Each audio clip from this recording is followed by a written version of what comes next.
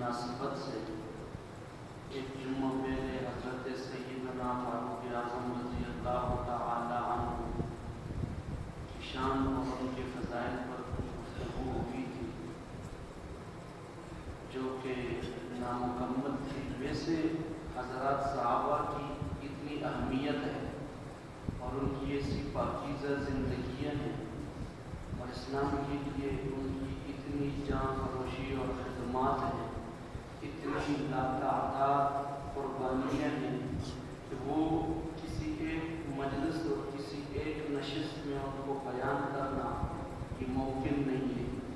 حضرت سیدنا فاروق اعظم رضی اللہ تعالی عنہ کا نام اسلام کی سربلندی اور اسلام کی عظمتوں کی علامت اور پہچان ہے۔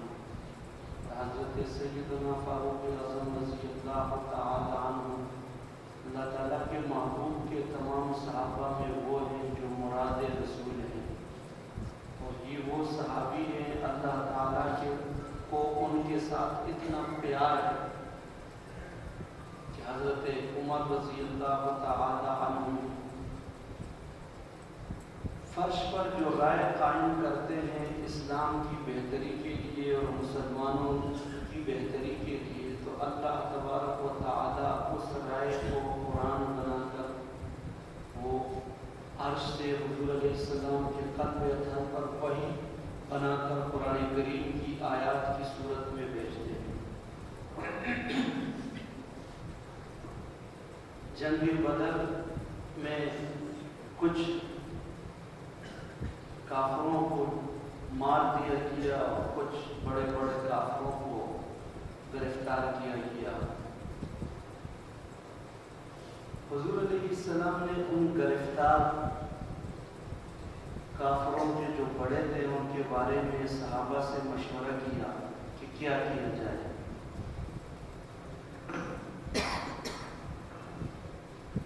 تو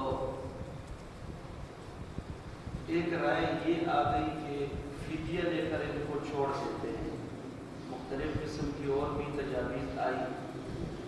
حضرت عمر رضی اللہ تعالی عنہ نے فرمایا کہ نہیں، ان لوگوں کا سر قلم کر دیا جائے اور ان کو ان کی نحوست سے اور ان کی نجاست اور غلاظت سے زمین کو پاک کر دیا جائے۔ حضور علیہ السلام دیکھ رہے تھے کہ کیا ہونا چاہیے اور کیا کرنا چاہیے، کیونکہ حضور علیہ السلام جو بھی بات کرے وما ينطق عن الهوى ان هو الا وحی یوحی، پیغمبر اپنا ذاتی کوئی فعل نہیں ہے، زبان کو لبوں کو پیغمبر حرکت دے تو وہ اللہ کا حکم ہوتا ہے، وہ وحی ہے، چاہے حدیث کی شکل میں تو وہ بھی وحی ہے۔ پیغمبر کی زبان سے نکلا ہوا ایک ایک لفظ وہ اللہ کا منشا ہے، وہ اللہ کی مرضی ہے اور وہ اللہ کی چاہت ہے، اسی میں اللہ کی مشیت ہے اور وہی اللہ کی پسند ہے جو پیغمبر کی پسند ہے۔ صحابہ سے مشورہ حضور علیہ السلام اس لیے کرتے تھے کہ ان کی دلجوئی ہو اور ان سے ذرا محبت اور پیار کا انداز ہو اور اظہار ہو۔ اب صحابہ دیکھتے ہیں کہ حضور علیہ السلام کیا فیصلہ کرتے ہیں۔ حضور علیہ السلام نے اس معاملے میں اللہ تبارک و تعالیٰ کے حکم کا انتظار کیا، تو جو رائے اللہ تعالیٰ کے محبوب صلی اللہ علیہ وسلم کے پیارے جانثار حضرت سیدنا فاروق اعظم رضی اللہ تعالیٰ عنہ نے قائم فرمائی تھی، وہی اللہ تبارک و تعالیٰ نے وہی حکم بھیجا اور فرمایا ما کان لنبی ان یکون له اسرى حتى یسخن فی الارض۔ فدیہ دے کر ان کافروں کو چھوڑ دینا اللہ تعالیٰ نے فرمایا یہ مجھے پسند نہیں ہے، زمین پر عمر کی پسند یہ ہے کہ اللہ کے اور اللہ کے محبوب کے اور اسلام کے دشمنوں کے سر قلم کیے جائے، تو اللہ نے فرمایا مجھ رب العالمین کو یہ بات عرش پر بھی پسند ہے۔ شان ہے، عظمت ہے، بات زمین پہ کرتے ہیں نا، اللہ تبارک و تعالیٰ اس کو آسمانوں پر وحی بنا دیتے ہیں، پسند کر دیتے ہیں۔ حضور علیہ السلام کے دل میں شفقت ہے، محبت ہے، پیار ہے، اللہ تبارک و تعالیٰ نے ان کو رحمت للعالمین بنایا ہے۔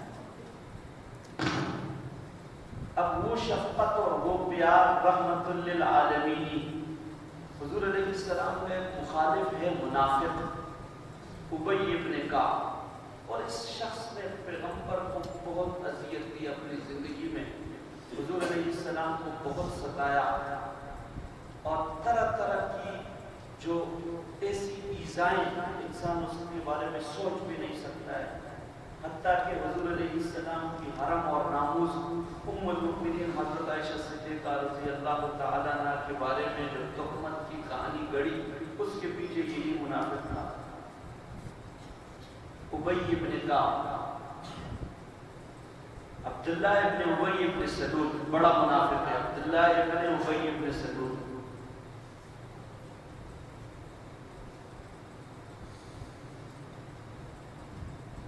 فوت ہو گیا،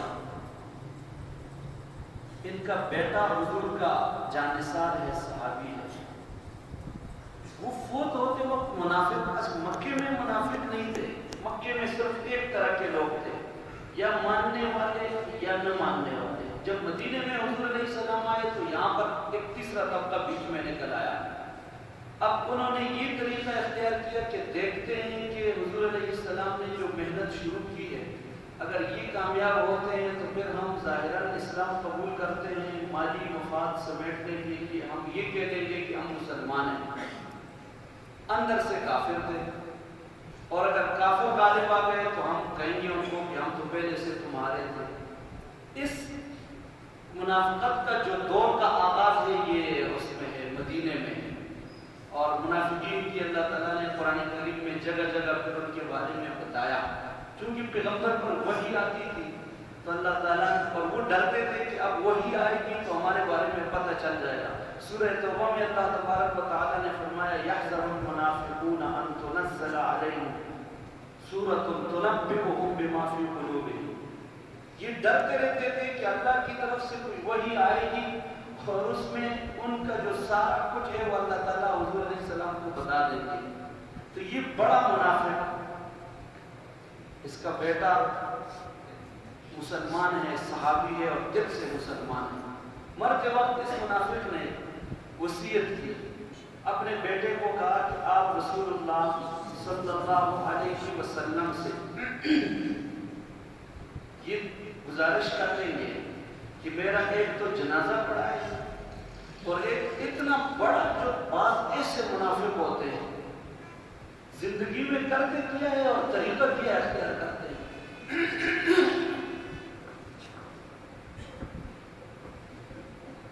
ساتھ یہ مطالبہ بھی کیا کہ جنازہ بھی حضور پڑھائے اور اپنا کرتا بھی حضور علیہ السلام اپنا مبارک کرتا وہ نکال کے وہ مجھے دے دے اور مجھے کفن کے طور پہ پہنایا جائے۔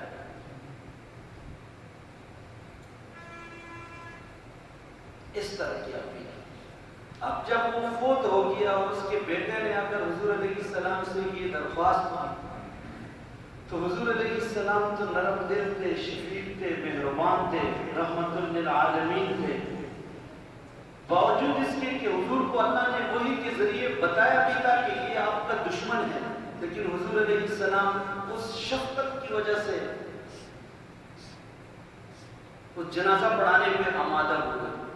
تو حضرت عمر رضی اللہ تعالیٰ عنہ نے فرمایا اللہ کے نبی یہ نہیں ہو سکتا ہے، ایک منافق اسلام کو نقصان پہنچانے والا، ایسا منافق جس نے ہمیشہ آپ کو اذیت دی، تکلیفیں دی اور آپ اس کا جنازہ پڑھائے، یہ نہیں ہو سکتا ہے۔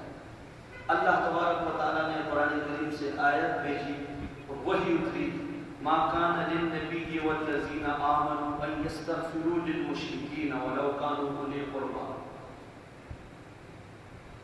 جنازہ تو دور کی بات ہے، پیغمبر کے لیے یہ بات جائز نہیں ہے کہ کسی کافر کے لیے وہ استغفار بھی کرے۔ اللہ تبارک و تعالیٰ نے اس موقع پر بھی حضرت سیدنا فاروق اعظم رضی اللہ تعالیٰ عنہ کی رائے کا اور ان کی شخصیت کا اتنا لحاظ کیا، احترام کیا، اللہ تبارک و تعالیٰ نے ان پر یہ انعام فرمایا، اور عین حضرت فاروق اعظم رضی اللہ تعالی عنہ کی جو مرضی تھی اس مرضی کے مطابق اللہ تبارک و تعالی نے حکم بھیجا۔ آئندہ کے لیے، آنے والی نسلوں کے لیے اللہ تبارک و تعالی نے ترتیب مقرر کی۔ اس وجہ سے کہتے ہیں نا، بعض باتیں لوگوں کو لگتی بری ہے، کافر کو اپنے جنازے میں شریک نہیں کرنا چاہیے۔ کیوں؟ علماء نے اس کی حکمت لکھی ہے کہ کافر جو ہے وہ اللہ تعالیٰ کے مظہر غضب کا مظہر ہے، اس پہ اللہ تعالیٰ کا غصہ اور اللہ تعالیٰ کی لعنت اور اللہ کی پٹکار برستی ہے، جبکہ جنازے کا ایسا موقع ہے کہ اس موقع میں اللہ تعالیٰ کی رحمت حاصل کرنے کی ضرورت ہوتی ہے۔ تو منع کیا ہے کہ کافر کو کسی مسلمان کے جنازے میں نہیں آنا ہے، اور کسی مسلمان نے کافروں کی ان رسومات میں بھی حصہ، ہم جنازہ پڑھتے ہیں اور وہ آخری رسومات ادا کرتے ہیں، اس طرح کافروں کے اس طور طریقے کو اپنانا یہ مسلمانوں کے لیے جائز ہے۔ یہ حضرات صحابہ ہے، قرآن کریم میں اللہ فرماتے ہیں مثلهم فی التوراۃ والانجیل، ان کی مثالیں اور ان کے تذکرے تورات اور انجیل میں الذین یتبعون الرسول النبی الامی الذی یجدونہ، وہ پیغمبر کی اتباع کے حوالے سے اللہ نے بات کی کہ وہ پیغمبر اور ان کے صحابہ کے تذکرے فی التوراۃ والانجیل، تورات اور انجیل میں اللہ نے ان کے تذکرے کیے۔ ایک روایت نقل کی ہے، حضرت نوح علیہ السلام کشتی بنانے لگے، تو جب وہ کشتی بنانے لگے کیڑا آ کر اس کشتی لکڑی کو کھا جاتا ہے، دیمک بھی لگتا ہے، کوئی چیزیں لکڑی کو نقصان پہنچ جاتی ہے۔ نوح علیہ السلام اس سے تنگ آ گیا، اللہ تعالیٰ سے دعا کی، اللہ کیا ماجرا ہے، اس سے تنگ آ گئی ہوں۔ تو اللہ تعالیٰ نے ایک تعویذ بتایا کہ میری مخلوق کے 5 بڑے مقدس نام آپ لکھ لیں اور اس کشتی میں رکھیں تو کیڑا نہیں لگے گا۔ تو نوح علیہ السلام نے پوچھا اللہ کون کون سے نام ہیں؟ اللہ تبارک و تعالیٰ نے فرمایا پہلا نام ہے محمد رسول اللہ، ایک نام، بقیہ 4 نام کون سے ہیں؟ تو اللہ تبارک و تعالیٰ نے حضرت نوح علیہ السلام کو وحی کے ذریعے بتایا کہ بقیہ جو 4 نام ہیں وہ حضور کے 4 خلفاء ہیں، ابو بکر، عمر، عثمان اور علی رضی اللہ تعالی عنہم اجمعین۔ بعض لوگ کہتے ہیں نا وہ تاثیر کا، وہ امیر شریعت حضرت سید عطاءاللہ شاہ بخاری رحمۃ اللہ علیہ کے سامنے کسی نے ذکر کیا کہ یہ جو دم کرتے ہیں نا، دم میں کیا اثر ہے؟ ایک بندہ کلمات پڑھتا ہے، آیت الکرسی مثلا پڑھتا ہے، سورہ فاتحہ پڑھتا ہے، پھر وہ کسی میں سے پھونکتا ہے، تو اس پھونکنے سے کیا اثر ہوتا ہے؟ یہ تو کوئی علاج نہیں ہے، علاج تو وہ ہے جو آدمی کوئی دوائی کھا لیتا ہے، پھونکنے کی کیا تاثیر ہے اس طرح چپ کرنے سے، پڑھنے سے؟ تو حضرت امیر شریعت رحمۃ اللہ علیہ سمجھ گئے کہ یہ دلیل سے تو نہیں سمجھے گا، تو انہوں نے اس کو گالی دے دی، اس بندے کو گالی دے دی۔ جب گالی دے دی تو وہ غصے سے لال پیلا ہو گیا، تو حضرت نے فرمایا حضرت میں آپ سے سوال کرتا ہوں، آپ نے مجھے، حضرت نے کہا کہ یہ آپ کو کیا ہوا جو میں نے گالی دی؟ اس نے کہا کہ مجھے تو بہت غصہ آیا گیا۔ حضرت نے فرمایا کہ یہ جو میں نے آپ کو گالی دی ہے یہ کیا ہے؟ الفاظ ہے کہ نہیں ہے؟ گالی الفاظ ہے، الفاظ کی تاثیر ہے، الفاظ کی تاثیر، برے الفاظ کی تاثیر ہے تو اچھے الفاظ کی بھی تاثیر ہے۔ تعویذ جس میں شرکیہ الفاظ نہ ہو، جس میں کوئی کیا کہتے ہیں اس کو خلاف شریعت کوئی بات لکھی ہوئی نہ ہو، کوئی مبہم بات نہ ہو، تو اگر تعویذ لکھ کر وہ لٹکا دیا جائے بالخصوص بچوں کے لیے تو اس میں کوئی مذائقہ نہیں ہے۔ جو جائز کام ہو تو جائز ہے، ناجائز کام ہو تو ناجائز ہے، تعویذ میں بھی ناجائز ہے، تو جائز الفاظ ویسے بھی جائز ہے، تعویذ میں بھی ناجائز ہے۔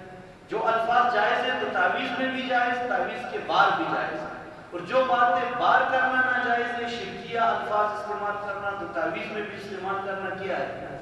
ناجائز ہے۔ یہ حضرات صحابہ ہے، ان کی شان ہے اور یہ ان کی عظمت ہے. اللہ تعالیٰ کے ہاں ان کا اتنا احترام ہے. تورات اور انجیل کتابوں میں ان کا ذکر ہے. قرآن تو صحابہ کرام کی تعریف سے اور قرآن کریم اور پیغمبر علیہ السلام کے حدیث کا ذخیرہ. حضور ایک روایت میں آتا ہے, حضور علیہ السلام فرماتے ہیں, کنز العمال کی ایک روایت ہے, حضور علیہ السلام نے فرمایا کہ میں اور ابو بکر اور عمر, کیا فرمایا, میں اور ابو بکر اور عمر خلقنا من تربت واحدہ, ہم تینوں کو ایک مٹی سے پیدا کیا گیا اور ہم تینوں کو اللہ ایک جگہ جمع فرمائیں گے. حضرت سیدنا فاروق اعظم رضی اللہ تعالیٰ عنہ اللہ تعالیٰ کی بارگاہ میں ہاتھ اٹھاتے ہیں, بھی دعا مانگتے کہ اللہ ایک تو مجھے شہادت دے دے اور وہ شہادت بھی اپنے محبوب کے شہر میں دے دے, مدینہ میں. اللہ تبارک و تعالیٰ نے یہ دعا پوری کی, چاہت ہے. اور حضرت عمر فرماتے ہیں کہ ایک مجھے یقین تھا کہ اللہ مجھے شہادت دیں گے, کیونکہ حضور علیہ السلام کی ایک حدیث ہے, روایت ہے, فرماتے ہیں کہ حضور علیہ السلام بہت پہاڑ پہ کھڑے تھے, ساتھ ابو بکر تھے, ساتھ حضرت عمر تھے اور ساتھ حضرت عثمان تھے. تو وہ پہاڑ زمین ہلنے لگی, حضور علیہ السلام نے فرمایا زمین سے کہ رک جا, اس لیے کہ تیرے اوپر ایک نبی, ایک صدیق اور دو شہید ہیں. ایک نبی, ایک صدیق اور دو شہید ہیں. اب حضرت عمر سمجھے کہ نبی تو نبی ہے اور صدیق معلوم ہے صدیق ہے, تو اب یہ دو شہید بقی ہے کون سے؟ فرمایا کہ سمجھ گیا تھا میں کہ اب شہادت مجھے اور حضرت عثمان دونوں کو شہادت ملے گی. اب شہادت کا مناسب دعا بھی مانگی, چاہت بھی ہے کہ اللہ کے راستے میں شہادت مل جائے. حضرت عمر رضی اللہ تعالیٰ عنہ فجر کی نماز پڑھا رہے ہیں, امیر المؤمنین نے ایک حکمران کی شان کیا ہے کہ اس حکمران کو اتنا, یہ کہتے ہیں نا کہ پڑھا ہوا ہونا چاہیے. پتہ نہیں یہ پڑھا ہوا کس کو کہتے ہیں, زبان ٹیڑھی کر کے نا جو بات کرے نا انگریزی میں تو کہتے ہیں یہ پڑھا ہوا ہے, اور جو قرآن و سنت کو سمجھنے والا وہ کہتے ہیں کہ بعض لوگ کہتے ہیں نا یار وہ مولوی صاحب تو ہم نے بیان سنا, وہ تو کوئی پڑھا ہوا مولوی ہے. آگے سمجھ, اچھا کیوں پڑھا ہوا مولوی نے بیان میں نا کوئی دو چار لفظ انگلش کے استعمال کیے. یہ جو قرآن آپ کو کوئی سنا رہا ہے, یہ حدیث سنا رہا ہے, یہ پڑھا ہوا نہیں ہے. مسلمانوں کا حکمران پڑھا ہوا ہونا چاہیے. یہ پڑھا ہوا کس کو کہتے ہیں؟ جو قرآن جانتا ہو, جو حدیث جانتا ہو. ان دنوں ہمارے پی ایم صاحب ماشاءاللہ بہت زبردست بیانات دے رہے ہیں. کل کا میرا خیال ہے کوئی بیان ان کا تو لگا ہوا تھا, اس نے تو ایسے خوش کر دیا حیران ہو کر. کہتے ہیں کہ یہ جو انگلش میڈیم اسکول کا سسٹم جو ہم نے رائٹ کیا ہوا ہے, اس نے غلامی ذہن کو فروغ دیا ہے. اور اس نے, یہ میں نہیں بات کرتا ہوں, یہ بات میں اپنے ملک کے وزیر اعظم, ملک کا جو وزیر اعظم ہوتا ہے وہ کسی پارٹی کا نہیں ہوتا ہے, وہ پوری قوم کا ایک ترجمان ہوتا ہے اور وہ ایک ذمہ دار منصب پہ ہوتا ہے. بڑی قیمتی بات کی ہے. کہتے ہیں کہ جو انگلش میڈیم اسکول ہے نا, اس نے غلامی کو فروغ دیا ہے. بڑی زبردست بات. اور اگلی بات, حضرت صاحب نے فرمایا ہے کہ اس نے صرف یہ نہیں کہ غلامی کو فروغ دیا ہے, اس نے ہمیں اسلام سے اور اپنی ثقافت سے دور کر دیا ہے. زبان ٹیڑھی کر کے بات کرو تو یہ پڑا ہوا ہے. وہ حضرت مولانا سید عبد المجید ندیم شاہ صاحب رحمۃ اللہ علیہ فرماتے ہیں کہ میں کسی جگہ کسی گھر میں مہمان ہوا, تو وہ جو میزبان تھے ان کا کوئی بچہ آیا اور اس کو ٹائی بھی لگی ہوئی ہے, پینٹ شرٹ اور اس طرح کے انگریزی لباس میں. پرانی بات ہوگی, اب تو اور زیادہ ترقی آ گئی. تو وہ مجھے وہ کہنے لگے بڑے فخر سے کہ جی یہ دیکھو جی, یہ ماشاءاللہ یہ انگریزی بھی بولتا ہے بچہ. تو حضرت نے فرمایا، ایک شعر حضرت نے پڑھا، وہ مجھے یاد تو نہیں ہے لیکن اس کا پہلا جملہ بڑا زبردست ہے، علامہ اقبال کے کلام کا ایک ٹکڑا ہے، سبق غلامی کا پڑھایا گیا تجھے. وہ جو اس انداز کو انہوں نے دیکھا نا، ورنہ انہوں نے کہا تو شاہین تھا، شاہینی چھوڑ کر تجھے یہ غلامی کا سبق پڑھایا جا رہا ہے اور اس پہ تو بڑا خوش ہو رہا ہے. مسلمانوں کا حکمران کیسا ہونا چاہیے؟ پڑھا ہوا کون ہوتا ہے؟ جو مصلی پہ کھڑا ہو کے نماز پڑھا سکتا ہے. جنرل ضیاء الحق مرحوم اللہ تعالیٰ ان کے درجات بلند فرمائے، ایک قانون پاس کیا نظام صلاۃ، اور اس میں انہوں نے یہ تشریح کر دی کہ بھئی شریعت کا قانون یہ ہے کہ جو اپنے محکمے میں جو بڑا افسر ہے وہی نماز وہی پڑھائے گا. اب ایک سیکٹری لیول کا ایک آدمی یا سیکٹری صاحب خود ظہر کی نماز کا وقت ہو گیا، جس مجلس میں تھے، اب آرڈر تھا نا اوپر سے، ویسے تو اللہ کا آرڈر مانتے ہیں یا نہیں مانتے ہیں، لیکن یہ جو قانون بن جاتا ہے اس کو پھر مانتے ہیں. اب اس سیکٹری صاحب کو نماز کے لیے آگے کر دیا گیا. ظہر کی نماز میں سیکٹری صاحب آگے ہوئے نماز پڑھانے لگے، تو سیکٹری صاحب نے اونچی آواز سے قرات شروع کیا، الحمدللہ رب العالمین. اب طریقہ یہ ہے کہ اگر اونچی آواز سے قرات نماز میں نہیں کرنی ہے اور امام اونچی آواز سے بولنا شروع کرے تو امام کو متوجہ کرنے کا کیا طریقہ ہے؟ پیچھے سے مقتدی الحمدللہ یا سبحان اللہ کہہ دیں کہ امام کو یاد آ جائے کہ یہ وہ نماز نہیں ہے جو اونچی آواز سے پڑھاتے ہیں، بلکہ آہستہ آواز سے پڑھانے والی نماز ہے. اب جب مقتدیوں نے پیچھے کوئی سمجھدار ہوں گے انہوں نے سبحان اللہ کہہ دیا تو سیکٹری صاحب نے اور آواز اونچی کر دی، سلام پھیر دیا. تو مقتدیوں میں سے کسی نے کہا حضرت صاحب یہ جو نماز آپ نے پڑھائی ہے نا یہ آہستہ آواز سے پڑھاتے ہوتے ہیں. انہوں نے کہا نہیں جی میں تو جمعے میں جب بھی جاتا ہوں تو وہ خطیب صاحب اونچی آواز سے پڑھتے ہیں. مطلب یہ ہوا کہ اس بیچارے نے زندگی میں جمعہ تو پڑھا تھا زور. پھر انہوں نے کہا بھئی آپ نے ہمیں کوئی ہم آپ کو بتاتے بھی رہے سبحان اللہ اور الحمدللہ کہتے رہے کہ بھئی آپ آہستہ شروع کریں تو آپ نے کوئی توجہ نہیں دی. تو سیکٹری صاحب نے کہا بھئی بات یہ ہے کہ جب آپ نے سبحان اللہ کہا تو میں خوش ہو گیا کہ میری قرات آپ کو اتنی اچھی لگی کہ نماز میں داد دینے لگے. حضرت سیدنا فاروق اعظم رضی اللہ تعالیٰ عنہ مسلمانوں کے حکمران ہیں، خلیفہ ہیں، نماز پڑھا رہے ہیں. نماز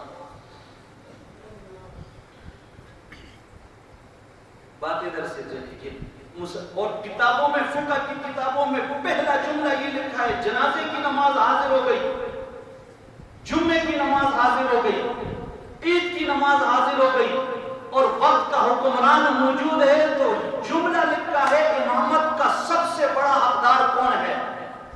اگر شیخ الاسلام مفتی تقی عثمانی صاحب بھی اس مجلس میں موجود ہے، لیکن اگر حکمران پڑھا ہوا عالم ہے تو فقہ کی کتاب لکھتی ہے سلطان و حق بالامامہ. حضرت شیخ الاسلام کے ہوتے ہوئے بھی امامت کا حقدار کون ہے؟ حکمران ہے. اس کو آتی نہ ہو نماز بیچارے کو، وہ پڑھا لکھا ہے نا. بے زبردست بات کی ہے، غلامی کا سبق پڑھایا گیا، کہتے کہ یہ پڑھا لکھا ہے. یہ فاروق اعظم ہے جو نماز پڑھا رہے ہیں، مسلمانوں کے حکمران خلیفہ. وہ جو قاتل کا نام مجوسی ابو فیروز ابو اللولو نام تھا اس کا، بڑا بدبخت زہر آلود خنجر اس نے کہیں چھپایا ہوا تھا اور آ کر اس نے نماز میں پہلی صف میں کھڑا تھا. حضرت عمر رضی اللہ تعالیٰ عنہ پہ وار کیا، حضرت عمر نیچے گرے.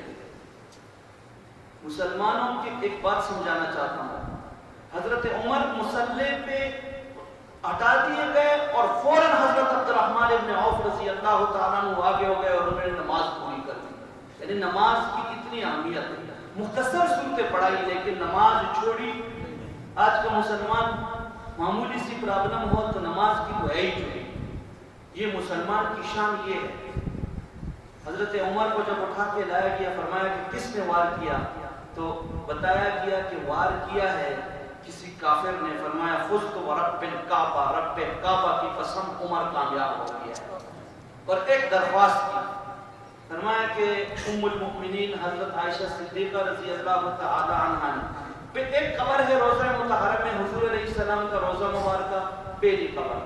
دوسری حضرت ابوبکر صدیق کی ہے ذرا تھوڑا سا آگے کر کے، اور تیسری حضرت عمر کی ہے. ایک جگہ باقی ہے، یہ حضرت عیسیٰ علیہ السلام کے لیے رکھی گئی ہے، ان کی وہاں پر تدفین ہوگی. تو یہ جو حضرت عمر والی جگہ ہے، ام المؤمنین حضرت عائشہ صدیقہ رضی اللہ تعالیٰ عنہ کا حجرہ ہے، اور انہوں نے اپنے لیے رکھا تھا کہ یہ میں رکھوں گی. تو جب حضرت عمر پہ وار ہوا تو انہوں نے پہلا کام یہ کیا کہ اپنے بیٹے حضرت عبداللہ ابن عمر رضی اللہ تعالیٰ عنہ کو بھیجا کہ آپ جائیں اور ام المؤمنین سے نام یہ اجازت لے کہ اگر عمر شہید ہوتا ہے تو اس جگہ پہ اگر آپ کی مرضی ہو تو حضرت عمر کو تدفین کی اجازت دے دیں. ام المؤمنین نے فرمایا میں نے اپنے لیے رکھا تھا لیکن حضرت عمر کو اپنی ذات پر ترجیح دیتی ہوں، وہ دفن ہو جائے. پھر حضرت عمر نے فرمایا کہ جب میری روح قبض ہو جائے، جنازہ تیار ہو جائے، ایسا نہ ہو کہ عمر زندہ ہے تو ام المؤمنین نے حیا اور شرم کے طور پہ قبول کیا، دل سے اگر وہ نہیں مانتی ہے تو پھر پوچھنا، اور پھر یہ نہیں کہنا کہ امیر المؤمنین، پھر کہنا کہ جب چارپائی پہ لاش لائی جائے تو ام المؤمنین سے پوچھنا کہ غلام حاضر ہے. اگر انہوں نے اجازت دے دی تو تدفین، نہیں تو تدفین نہیں کرنی ہے. وہ حدیث روایت سنا رہا تھا آپ کو کہ حضور علیہ السلام نے فرمایا کہ ایک مٹی سے پیدا ہوئے اور ایک مٹی میں دفن ہوں گے، ایک مٹی کی طرف لوٹیں گے. اور میدان محشر میں فرمایا یہاں حضرت عمر کی، حضرت ابوبکر کی اللہ کے محبوب کے قدموں میں تدفین ہوگی، اور فرمایا کہ میدان محشر میں اللہ تعالیٰ جب مجھے اٹھائیں گے تو میرے دائیں بائیں ابوبکر اور عمر کو اللہ اٹھائے گا. شان ہے حضرت عمر کی. کتابوں میں ذکر، قرآن میں ذکر، نبی کی زبان پر ذکر. بیت المقدس فتح کرنے کا وقت آیا، حضرت عمر جانے لگے تو صحابہ نے آ کر درخواست کی کہ آپ کے جسم پر ٹاٹ کے پیون لگے ہوئے کپڑے ہیں یہ تبدیل کر لیں. حضرت عمر نہیں مانی. ام المؤمنین حضرت عائشہ صدیقہ سے سفارش کروائی. ام المؤمنین نے فرمایا کہ آپ جا رہے ہیں تو چلے ذرا اچھا سا لباس پہنا. لباس پہنا، تھوڑا سا آگے چلے تو فرمایا کہ مجھے تکلیف ہو رہی ہے، میں اپنا ہی لباس پہننا چاہتا ہوں. وہی پرانا لباس ٹاکیوں والا پہنا، اونٹ پہ سوار ہوئے جانے لگے. ایک غلام ہے ساتھ، اسلم نام تھا. راستے میں نا غلام کو کہا کہ سواری روک لو.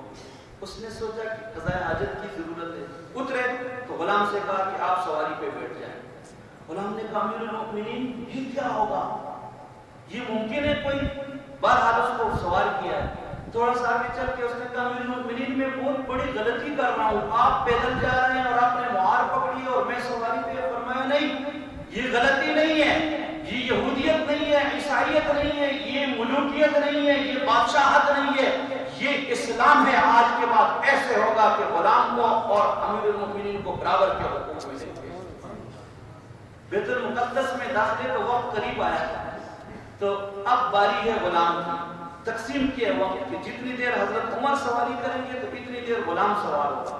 قریب پہنچے تو وہ غلام کہتا ہے کہ امیر المؤمنین اب تو دشمن بھی دیکھے گا، آپ سوار ہو جائے. فرمایا نہیں، میں یہاں نہیں، وہاں کا جو بوجھ ہے، قیامت کے دن کا جو بوجھ ہے اور سوالوں کا جواب ہے، اس سے میرے لیے یہ آسان ہے، وہ میں نہیں برداشت کر سکتا. ادھر یہودیوں نے، عیسائیوں نے، وہ جو عیسائی تھے نا، انہوں نے پرانی کتابیں اٹھائی اور ایک بالا خانے میں بیٹھے ہوئے وہ دیکھ رہے ہیں، کیونکہ نشانیاں تو لکھی تھی. اب وہ دیکھ رہے ہیں کہ اگر عمر کے اندر وہ نشانیاں ہیں جو کتابوں میں لکھی ہے پھر تو عمر کا ہم مقابلہ نہیں کر سکتے، اور اگر وہ نشانیاں نہیں ہے تو پھر ہم سے کوئی بیت المقدس نہیں چھین سکتا ہے. انہوں نے وہ دیکھ رہے ہیں. ایک دو پادری آپس میں مناظرہ کر رہے ہیں.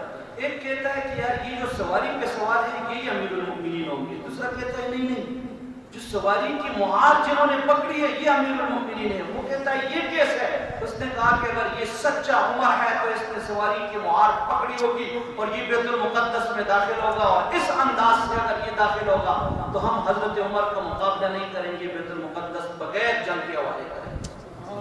آئے داخل ہوئے. یہ کردار ہے، یہ زیادہ پروٹوکول، ہٹو بچوں کی صدائے، زیادہ اس طرح کی چیزوں سے کردار نہیں بنتا ہے.